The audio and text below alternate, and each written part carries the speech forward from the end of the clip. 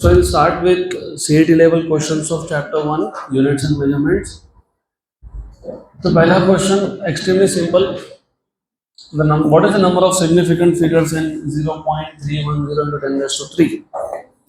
3. क्यों 3? क्योंकि रूल ये था, if you write down a number in scientific notation, तो ये scientific notation है क्या? Yes. What is scientific notation? A into 10 raised to n. जहाँ पे a की वैल्यू होनी चाहिए between 0.5 to 5. Correct. Does not matter really.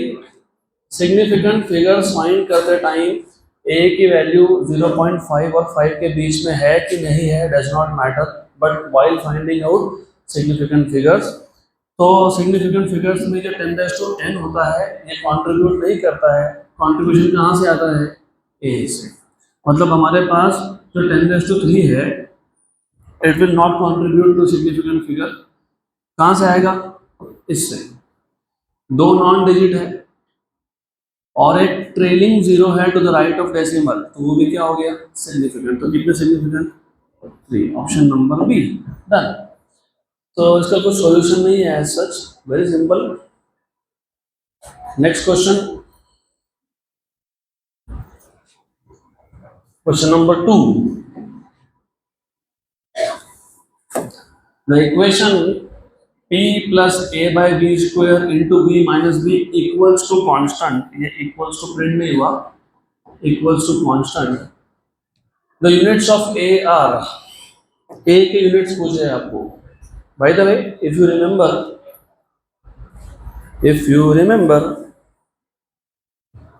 वैसे इस equation को बोलते हैं, पता है क्या बोलते हैं इसको? You know what is this equation? Real gas equation. क्या बोलते हैं इसको? क्या बोलते हैं इसको? Real gas equation. P plus a by V square, v minus B equals to constant. इसमें P होता है प्रेशर, V होता है वॉल्यूम. P क्या है? V क्या है? आपका इक्वेशन क्या था? What is equation given to you? P plus a by V square, v minus B equals to constant. आपको किसके यूनिट्स पूछे हैं? ए के. Do you remember first use of dimensional analysis? Principle of homogeneity याद आ रहा है क्या? क्या था principle of homogeneity? To check the correctness of a given physical equation. उसमें what do you understand by that?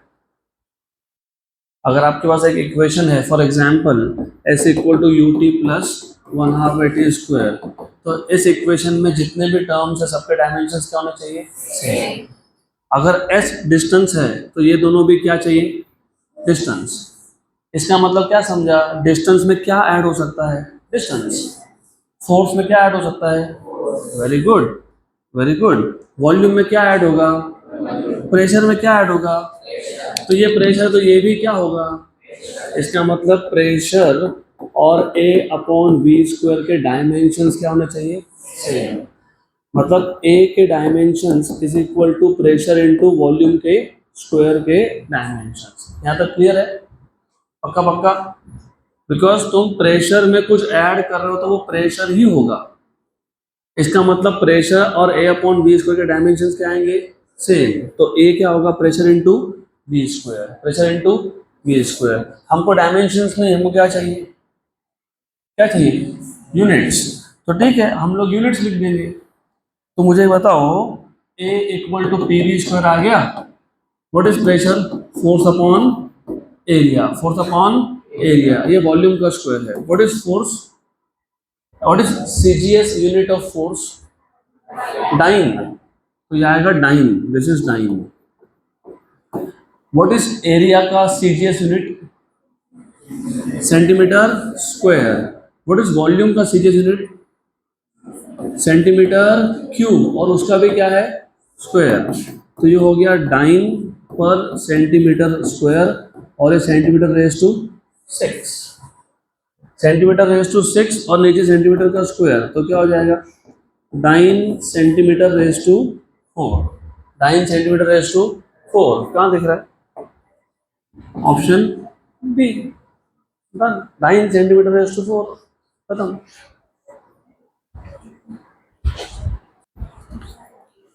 चलो अगला क्वेश्चन. तो what will be the unit of B? B के यूनिट्स क्या आएंगे? ये कौन है? वॉल्यूम. वॉल्यूम में से क्या माइनस होगा? वॉल्यूम. तो B क्या हो गया? वॉल्यूम. तो वॉल्यूम के यूनिट्स क्या आएंगे? Centimetre cube. क्या आएंगे? ओके. चलो अगला question. The period of a body under SHM. SHM मतलब ऑसिलेटरी मोशन. SHM मतलब सिंपल हार्मोनिक मोशन. इसका मतलब ऑसिलेटरी मोशन. याद है ना ऑसिलेशंस? याद आ रहा है क्या? हमने एक पेंडुलम का केस लिया था. पेंडुलम क्या परफॉर्म करता है? ऑसिलेशन. उसी को एक नया नाम है सिंपल हार्मोनिक मोशन. तो time period of a body under simple harmonic motion is presented by T equal to P raise to A, D raise to B, S raise to C, where P is pressure, D is density and S is surface tension. The value of A, B and C are. तो time period of a body performing simple harmonic motion is P raised to A, D raised to B, S raised to C. आपको A, B, C की value पूछी है तो सबसे पहले you should know कि मैं दोनों साइड पे लिखूंगा dimensions. Dimensions of time period equals to dimensions of pressure raise to A, dimensions of density raise to B और dimensions of surface tension raise to C. Correct. P मतलब pressure. Pressure के dimensions पता है क्या आपको? अभी याद होने चाहिए. M1L-1T-2. अगर नहीं याद है तो फाइंड करना पड़ेगा. Pressure is force upon area. Force के डायमेंशन होते हैं M1L1T-2 और एरिया होता है L2. ये ऊपर जाएगा तो L-2 और +1 तो कितना हो गया? L-1. तो प्रेशर के डायमेंशंस M1, L-1 और T-2. ये प्रेशर के डायमेंशंस है. फिर आपको डेंसिटी के डायमेंशंस भी याद होने चाहिए. याद है क्या डेंसिटी के dimensions? What is density? Mass upon volume. तो डेंसिटी के डायमेंशंस मतलब मास के वॉल्यूम डायमेंशन मतलब m⁻1, वॉल्यूम मतलब L⁻3. वॉल्यूम L⁻3 होता है ना. तो M1L-3. सिमिलरली आपको सरफेस टेंशन के भी डायमेंशंस पता होने चाहिए. मैंने बताया था सरफेस टेंशन होता है फोर्स अपॉन लेंथ. क्या होता है? Force upon length. क्या होता है? Force upon length. प्रेशर क्या होता है? Force upon area. Surface tension क्या होता है? Force upon length. जब सिर्फ टेंशन बोला होगा, ओनली टेंशन मतलब सरफेस नहीं बोला है, सिर्फ क्या बोला है? तो टेंशन होता है फोर्स. टेंशन क्या होता है? और सरफेस टेंशन क्या होता है? Force upon length. तो सरफेस टेंशन के डायमेंशंस मतलब फोर्स के डायमेंशंस अपॉन लेंथ के डायमेंशंस. फोर्स मतलब M1 L1 T-2 और लेंथ मतलब L1. L1 cancel. तो M1 T-2 इक्वेशन नंबर 4. अब ये इक्वेशन नंबर 2 मतलब प्रेशर के डायमेंशंस, इक्वेशन नंबर 3 मतलब डेंसिटी के डायमेंशंस और इक्वेशन नंबर 4 मतलब किसके डायमेंशंस? सरफेस टेंशन के. किस में सब्स्टिट्यूट करेंगे? इक्वेशन नंबर 1 में. तो सब्स्टिट्यूट कर दो. तो सब्स्टिट्यूट कर दो इसको इक्वेशन नंबर 1 में.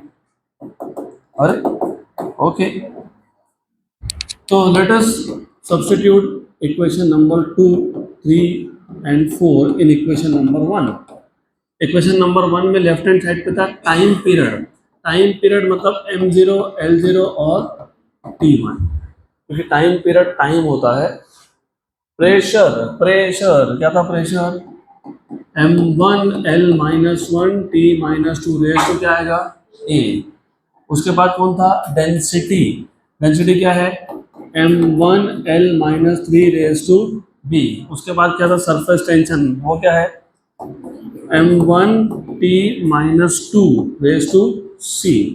तो ये हो गया M0 L0 T1 equals to M raise to A, L raise to -A, T raise to -2A, M raise to B, L raise to -3B और M रेज टू C और T raise to -2C.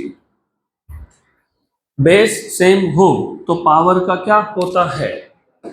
Addition, तो m0 l0 t1 equals to m a b और c, ये सारे positive है ना, तो a plus B plus C, l raise to minus A minus 3b minus, दो ही है l दो ही है, तो l raise to minus A minus 3b, l raise to minus A minus 3b, और T raise to minus 2a minus 2c, minus 2a minus 2c। According to principle of homogeneity, left hand side पे जो quantity है और right hand side पे जो quantity है वो same होना चाहिए, तो m का पावर भी सेम होना चाहिए। तो ऐसा कंपेयर करोगे ना, तो आपको a plus B plus C equals to मिल जाएगा 0, minus A minus 3b equals to मिल जाएगा 0, माइनस 2a माइनस 2c मिल जाएगा 1। यहाँ से नेगेटिव साइन कॉमन निकाल लो तो क्या बन गया, a plus 3b equals to 0। अब नेगेटिव साइन कॉमन निकाल के कहाँ गया, नेगेटिव साइन कॉमन निकाल के राइट हैंड साइड में शिफ्ट कर दिया। नेगेटिव साइन कॉमन निकाला, ये कॉमन निकाल लिया और इसको भेज दिया वहां पे, तो इसलिए लिखा ही नहीं, छोड़ दो उसको। यहाँ पे भी नेगेटिव साइन कॉमन निकाल लो, 2 भी कॉमन निकाल लो, a plus C equals to कितना 1, तो a plus C equals to कितना हो गया माइनस हाफ, बराबर, करेक्ट। ये a plus C minus half इस इक्वेशन में सब्स्टिट्यूट कर देते हैं इसमें, तो therefore a plus C plus B, a plus C plus B कितना था 0, तो अरे a plus B plus C 0 था ना, तो वही तो लिखा है a plus C plus B, लेकिन इसमें a प्लस सी कौन है, हाफ नहीं है, कौन है माइनस हाफ, करेक्ट। तो b की वैल्यू कितनी मिल गई, यहाँ से कितनी आ गई, हाफ। b क्या है, हाफ। अगर b हाफ है तो ये b हाफ यहाँ सब्स्टिट्यूट करेंगे, तो a plus 3b equals to क्या था 0, तो a plus 3 into half equals to 0, तो a इक्वल्स टू माइनस 3/2 आ गया, हो गया पक्का। a की वैल्यू कितनी मिल गई, माइनस 3/2, यहाँ से c मिल जाएगा, a प्लस सी कितना है, what is a plus C minus half, उसमें से माइनस हाफ है ना, what is a value minus 3/2, तो c कितना हो गया माइनस हाफ प्लस 3/2, करेक्ट। कितना होता है, ये 1.5 है, ये आधा है, 1.5 में से आधा निकाल दो 1, तो कितना हो गया 1। a की वैल्यू कितनी आई माइनस 3/2, b की वैल्यू कितनी आई 1/2, और c कितना आया 1, तो देखो तो माइनस 3/2 1/2 और 1 है क्या, है माइनस 3/2 1/2 और 1, option A.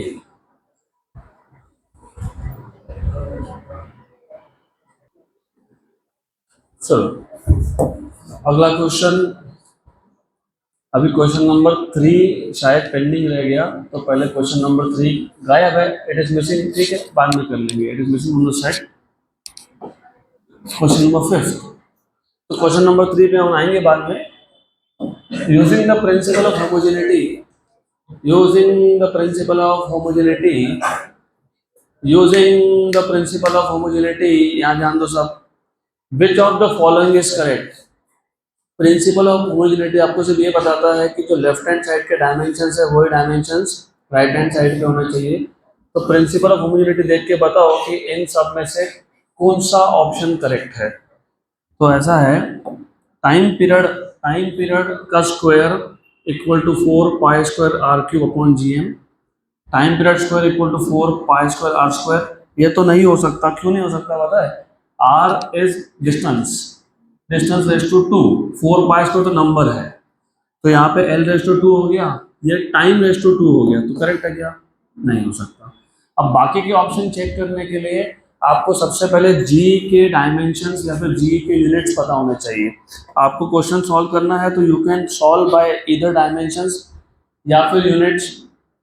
What is force between two masses, force between two masses, gravitational force, G m1 m2 by R square, तो जी क्या आ गया, F R square upon m1 into m2। याद रखना जी है F R square upon m1 into m2। तो अभी जो जी है, जी वैसे भाई द वे तुमको पता होना चाहिए फोर्स क्या होता है, मास इंटू, तो mass into acceleration R square upon m1 into m2। m1 की m2 ऊपर कोई फर्क नहीं पड़ता क्योंकि हमको सिर्फ यूनिट्स निकालने हैं। अगर आप डायमेंशनली सोचोगे एक मास कैंसिल हो जाएगा डायमेंशनली, हमको यूनिट से मतलब है तो हम यूनिट्स देखेंगे, एक मास कैंसिल हो गया। What is acceleration, unit unit metre पर सेकेंड स्क्वायर। तो जी आ गया आपके पास A R square upon mass, mass, और ए होता है मीटर पर सेकेंड स्क्वायर और आर होता है, क्या होता है, मीटर, तो मीटर का स्क्वायर अपॉन मास होता है केजी, मास क्या होता है, केजी। Very good. तो यूनिट वाइज सोचोगे ना तो यूनिट वाइज ये आ जाएगा metre cube, metre cube kilogram second square. Then यहाँ तक पक्का। अब ऑप्शन नंबर ए चेक करके देखो, ऑप्शन ए क्या दिया है, टी स्क्वायर इक्वल्स टू, क्या है T square equals to 4 pi square R cube by G M, बराबर। टी क्या है, टाइम, और टाइम का स्क्वायर मतलब सेकेंड स्क्वायर, तो टी स्क्वायर किस में आएगा, सेकेंड स्क्वायर में। ये कौन है आपका लेफ्ट हैंड साइड, कौन है ये, left hand side. Right hand side check कर लो, 4 pi square R cube by G M, 4 pi square ये कौन है, नंबर, तो इसको छोड़ दो।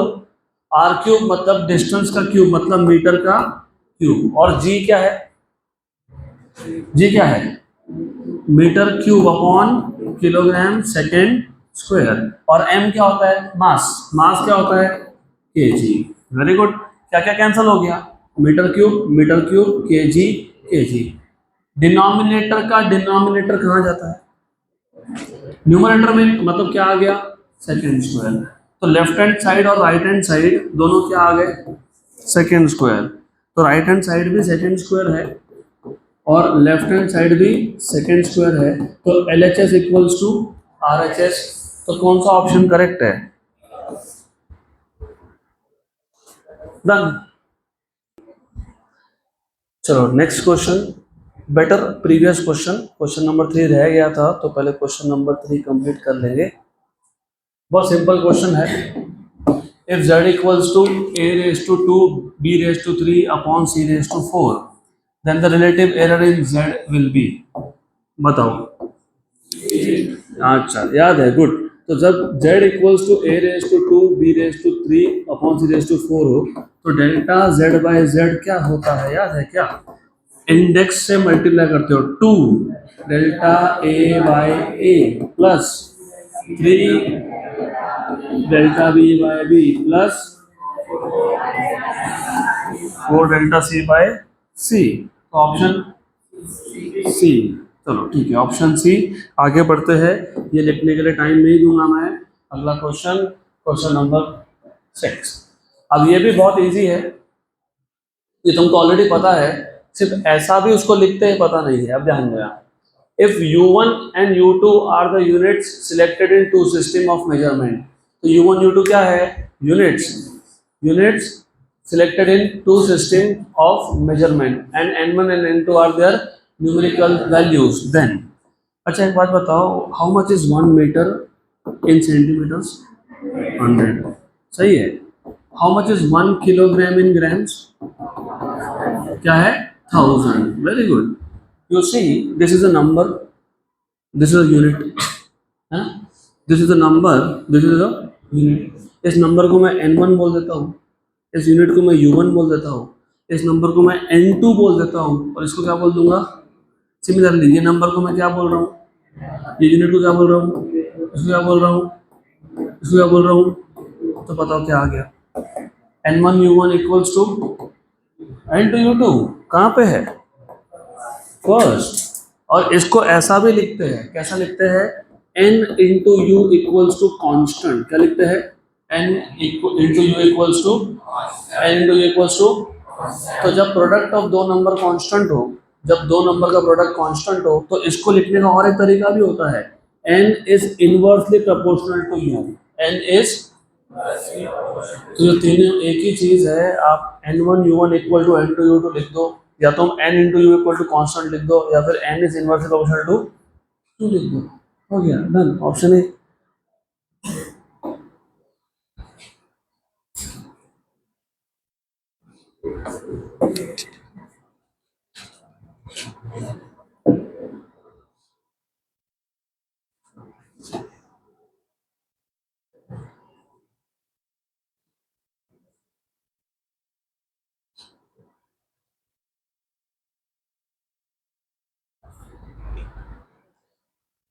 तो if I write down a1 b1 equal to a2 b2, इसका मतलब क्या हुआ, a into B is, a is inversely proportional to one, inverse मतलब वन अपॉन ही होता है ना, तो a is inversely proportional to b।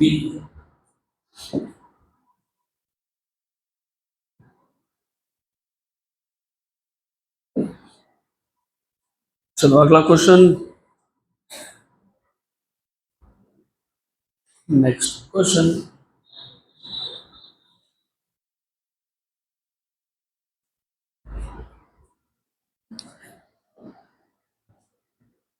Very good. In an experiment, अब ये इंपॉर्टेंट क्वेश्चन है, ध्यान दो, ये क्वेश्चन इंपॉर्टेंट है, all of you need to pay attention here. In an experiment the following observations were recorded, मैंने आपको बताया था ऑब्जर्वेशंस, रिकॉर्डेड, मेजर्ड, मतलब क्या, मेजर्ड वैल्यूज। जब तुम ऑब्जर्व्ड, मेजर्ड ऐसे वर्ड यूज करते हो, मतलब ये मेजरमेंट्स किए हैं, और जब मेजरमेंट करते हो तो क्या आता है उसमें, एरर, क्या आता है उसमें, तो ये जो भी ऑब्जर्व वैल्यू उसमें क्या आएगा, एरर। तो लेंथ का वैल्यू कितना है, 2.820 मीटर, मास कितना है 3.00 केजी, और स्मॉल एल कितना है 0.087 सेंटीमीटर, और डायमीटर कितना है 0.041 सेंटीमीटर। टेकिंग, टेकिंग मैंने ये भी बताया था तुमको, टेकिंग या यूजिंग ये वर्ड यूज हुआ हो, क्या बोला है, taking. Taking G equals to 9.81 metre पर सेकेंड स्क्वायर। जी के लिए ये नहीं बोला कि रिकॉर्डेड, जी के लिए क्या बोला है, टेकिंग, मतलब तुमने जी की वैल्यू मेजर किया क्या, नहीं किया, तुमने सिर्फ उसकी वैल्यू यूज कर लिया है ना, तो जी में एरर होगा क्या, नहीं। तो जो पैरामीटर मेजर्ड होता है उसमें क्या होता है, और जो मेजर्ड नहीं होता है उसमें एरर होता है क्या, तो जी में एरर होगा क्या, नहीं। आपको बोला है using the formula y equals to 4mgl upon pi D square small L, the maximum permissible error in y is, तो एरर इन y कितना है ऐसा आपको पूछा है, परसेंटेज में पूछा है। तो y का फॉर्मूला क्या है, 4mgl upon pi D square small L, correct. अभी आपने बताया ये वाला क्वेश्चन, अगर a रेज टू 2 है तो एरर निकालते वक्त क्या होता है, 2 times of delta A by A. तो सिमिलरली मुझे अगर डेल्टा वाई बाय वाई करना है, तो 4 तो नंबर है, नंबर में एरर होता है क्या, तो m के लिए क्या लिखूंगा मैं, delta m by m, g के लिए क्या लिखूंगा मैं, डेल्टा जी बाई जी। क्यों लिखोगे, मैंने पहले ही बोला कि वो यूज्ड वैल्यू है, वो मेजर्ड है क्या, तो मेजर्ड नहीं है तो एरर है क्या, तो जी लिखना ही नहीं पड़ेगा, जी कांस्टेंट हो गया। अगर बोला होता जी इज मेजर्ड, तो फिर उस केस में क्या लिखते, डेल्टा जी बाय जी, यहाँ पे क्या बोला है, टेकिंग, मतलब मेजर लिया किया क्या उसको, नहीं, तो ये नहीं लिखना फिर। तो क्या क्या नहीं आएगा, ये नंबर है, ये भी नंबर है, और ये भी नंबर है, इसको छोड़ के बाकी सब आएगा। अब बताओ, delta plus 2 delta D by D plus L by L, लेकिन आपको परसेंटेज एरर पूछा कि नहीं, तो मल्टीप्लाई बाय 100, तो मल्टीप्लाई बाय 100। अब प्रॉब्लम यहां से स्टार्ट होगा, क्योंकि फॉर्मूला बन गया, बताओ what is delta M, what is error in M, दिया ही नहीं है, दिया है। आप जब सेंटीमीटर स्केल यूज करते हो, सेंटीमीटर स्केल यूज करते हो, उनको कोई उठा दो। आप जब सेंटीमीटर स्केल यूज करते हो, what is the least count of centimetre scale? What is the least count of centimetre scale? 0.1, 0.1 centimetre, मतलब उसमें एरर कितना आया? 0.1। तो अगर मैं एक रीडिंग लिखता हूँ 3.1, 3.1 लिखा तो एरर कितना है? 0.1। अगर 3.11 लिखा तो एरर कितना है? 0.01। अगर 3.001 लिखा तो एरर कितना है? अगर 3.225 लिखा तो एरर कितना है? 0.001। 001 मतलब डेसिमल के बाद कितने नंबर है देखने पड़ते हैं। तो मास में डेसिमल के बाद कितने नंबर है? 2, राइट। तो एरर कितना होगा? 0.01। कितना होगा? 0.01। तो डेल्टा एन कितना है? 0.01। मास कितना है? 3। हाँ, मास लिखते हो 3.00 लिखने की जरूरत नहीं है, वो पॉइंट के बाद सिर्फ एरर के लिए होता है वो। What is delta L? बताओ तो डेल्टा एल। एल की वैल्यू थी 2.820, तो व्हाट इज डेल्टा एल? 0.001 और नीचे 2.82। गुड। अगला जीरो मत लिखो, कोई फर्क नहीं पड़ता। Plus 2 times of delta D, what is delta D? 0.001, 001 upon 0.041। What is delta small L? 0.001 upon 0.087। सही है, good. Multiplied by 100, multiplied by 100। चलो गुड। ओके, अब कैलकुलेशंस ही यहाँ पे तुमको बहुत ज़्यादा परेशान करेंगे, इसलिए कैलकुलेशंस करते अच्छे से आने चाहिए। तो let us see how to calculate this number. उसको कैलकुलेट कैसे करते हैं? दिस इज इक्वल टू, ये 10⁻², और ये 100 इससे मल्टीप्लाई कर दिया। 10⁻², 10⁻+2, क्योंकि 100 क्या होता है? 10⁻+2 क्या हो गया? कैंसर, मतलब 1 आ गया। तो ये कितना आ गया? 1/3। ये कितना है? 10⁻³ कितना है? 10⁻³ और ये 10⁻² है। 10⁻1, 10⁻1 बचेगा अपॉन 2.82। सिमिलरली 2 इंटू 10⁻³ और 10⁻², तो 10 अपॉन 0.0, वेरी गुड, 0.04। मैं इसको ऐसा लिख सकता हूँ क्या? 4.1 इंटू 10⁻²। लिख सकते हैं ना सर? फिलहाल ऐसा लिखो इसको। ये 100 और 10⁻³ कितना हो गया? 10⁻1 अपॉन 0.087। तो इसको लिखो कैसा? 8.7 10⁻²। लिख सकते हैं ना? हाँ, क्योंकि हमको ना पहले ऑप्शन देख लेना। 7.96, 4.56, 6.50, 8.42। चारों आंसर्स आसपास में नहीं है। जब चारों आंसर आसपास में नहीं हो तो तुम अप्रोक्सीमेशन कर सकते हो। क्या कर सकते हो? अप्रोक्सीमेशन। अब देखो ऐसा है, 1/3 मतलब कितना? 0.3333, करेक्ट। अब ये 2.82 है, इसको भी अगर मैं 3 मान लूँ तो, क्योंकि 2.82 और 3 बहुत पास में ना, तो ये भी 1/3 अगर हो जाता तो क्या लिखता? 0.333, लेकिन 10⁻1 है तो 0.033। इसको 3 मान लिया। 1/3 कितना हो गया?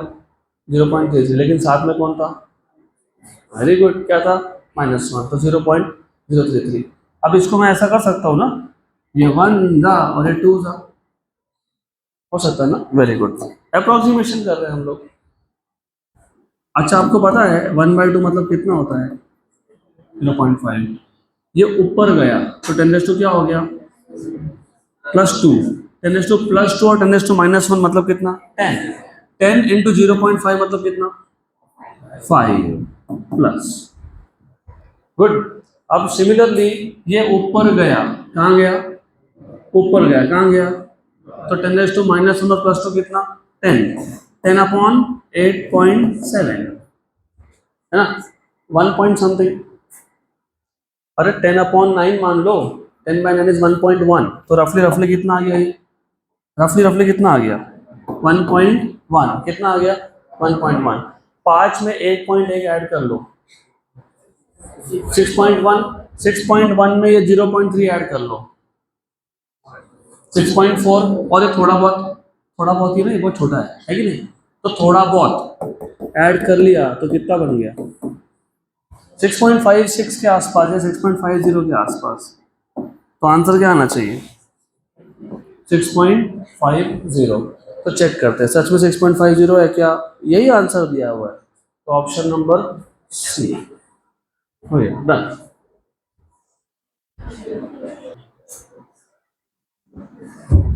अगला क्वेश्चन हो गया।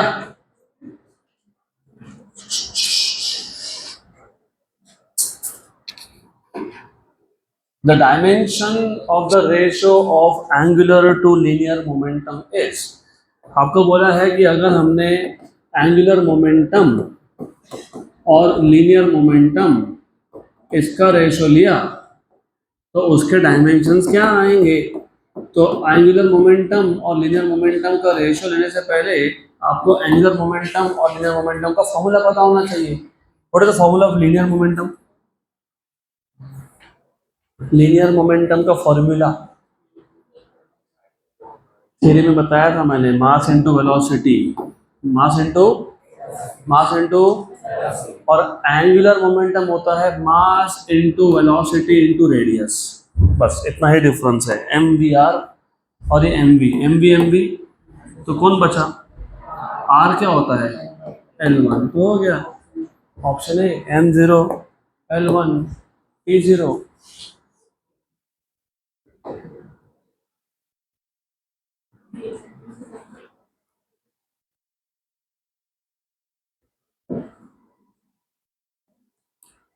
सिर्फ एंगुलर मोमेंटम ये तब यूज करते हो जब एक बॉडी एंगुलर मोशन परफॉर्म कर रहा हो, जैसे सर्कुलर मोशन है। और लीनियर मोमेंटम कब यूज करते हो? When the body is performing linear motion, straight line motion.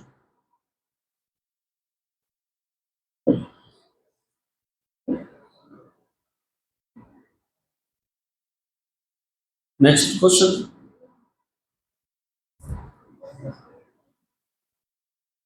तो what is angular momentum? Linear momentum into R, क्योंकि एम वी क्या था? Linear momentum. तो एंगुलर मोमेंटम क्या बन गया? Linear momentum into R. चलो अगला question. This is a good question. E, M, L and G denote energy. तो E कौन है? एनर्जी। M कौन है? L कौन है? L कौन है? L कौन है? L कौन है? L कौन है? L लेंथ नहीं है, L लेंथ नहीं है, क्योंकि सॉल्व करते वक्त L दिखा तो लेंथ डाल देते हैं। और G है ना, G कौन है? Okay, then the dimensions of E L square upon M raised to 5 G square is। पहले तो आपको फाइंड करने हैं dimensions of E L square upon M raised to 5 G square। ये फाइंड करने से पहले मुझे बताओ E मतलब एनर्जी है कि नहीं? हाँ, तो एनर्जी के डायमेंशंस क्या है? हाँ, M1 तो होता है, उसके आगे M1 सबको याद रहता है, उसके आगे नहीं याद रहता है। M1 L2 T-2 और L कौन है? हाँ, एंगुलर मोमेंटम है, और एंगुलर मोमेंटम मैंने अभी बताया ना, MVR। तो एंगुलर मोमेंटम इज MVR। तो ये मास, वेलोसिटी और आर के डायमेंशन से आएगा। मास है M1, वेलोसिटी है L1 T-1। मास कितना है? M1। V कितना है? L1। और R वापस से रेडियस मतलब L1। R is radius, radius is distance. तो ये बन गया M1 L2 T-1। लेकिन हमको फॉर्मूला में L का क्या चाहिए? तो यहीं पे कर लो, यहीं पे इसका स्क्वायर कर लो। M raise to 2, L raise to 4 और T रेज टू -2। यहाँ भी गड़बड़ होते देखा मैंने। ऐसा करते हैं, T-1 का स्क्वायर है ना, तो ऐसा लिखते हैं उसको T-1 का स्क्वायर, ऐसा लिखते हैं व्हाट इज -1 का स्क्वायर? +1। तो ऐसा लिख देते हैं। ऐसा नहीं होता है वो ऐसा नहीं है, वो तुमने लिखा तो गलत है, मार्क्स जाएंगे। वो एक्चुअली ऐसा होता है, ऐसा। आया क्या समझ में? What is -1 × 2? इसलिए क्या लिखा मैंने? -2। गुड। उसके बाद क्या चाहिए? m⁵ m मतलब कौन? मास। मास मतलब क्या? m⁵ उसका पावर 5 क्या, तो कितना हो जाएगा? m⁵ अब ये जो g है, जी के डायमेंशन याद होंगे ही नहीं, 100%। आई गारंटी तुमको याद नहीं है। बताओ जी के डायमेंशन नहीं ना याद? नहीं है याद। What is force between two masses? G m1 m2 by, तो जी क्या हो गया? Fr² upon m1 into m2।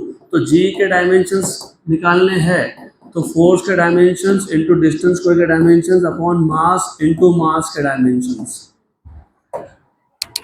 तो जी के डायमेंशंस अगर फाइंड करने हैं आपको, तो फोर्स के डायमेंशंस पता होने चाहिए। m1 l1 t-2, और डिस्टेंस का स्क्वायर है तो l⁵2, और ये मास इंटू मास है, मास इंटू मास मतलब m⁵2। m⁵2 ऊपर m⁵1 नीचे m⁵2, तो m⁵l⁵2 और t⁵, ये किसके डायमेंशन आ गए? लेकिन हमको जी का क्या पावर चाहिए था? क्वेश्चन में जी का पावर कितना है? क्वेश्चन में जी का पावर कितना है? 2, तो स्क्वायर, तो m⁵ क्या लिखूं? l⁵, नहीं होता है वो, 3 × 2 होता है 6। t⁵ -4 की +4। Very good. ये आ गया आपके पास सारे डायमेंशंस। हमको चाहिए थे ई l²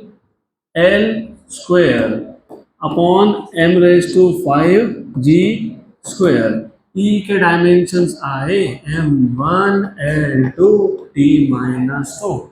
l² के क्या है? m2 l4 t-2 upon m⁵ कितना आया था? m⁵ m⁵ was m⁵. Yes, very good. m⁵ was m⁵, सही है। तो वो m⁵ था। क्या था? m⁵ था। और ये कितना आया? m⁻², l⁻6, t⁻⁻4। अब ध्यान देना अच्छे से यहाँ पे। m⁻1 और m⁻2 कितना है? तो न्यूमरेटर में m⁻2 कितना है? 3। इधर m⁵ और m⁻2 3। इसका मतलब ऊपर के m और नीचे के m हो गए l⁵2 और l⁵4 6, और नीचे पे कितना है? 6, मतलब ये भी कैंसिल हो गए। t⁻2 और नीचे पे क्या है? तो ये भी क्या हो गया? तो कुछ बचा क्या? जब कुछ नहीं बचा तो m0 l0 t0, इसको बोलते हैं एंगल। क्योंकि एंगल के डायमेंशन होते हैं क्या? नहीं। तो क्या आंसर आएगा?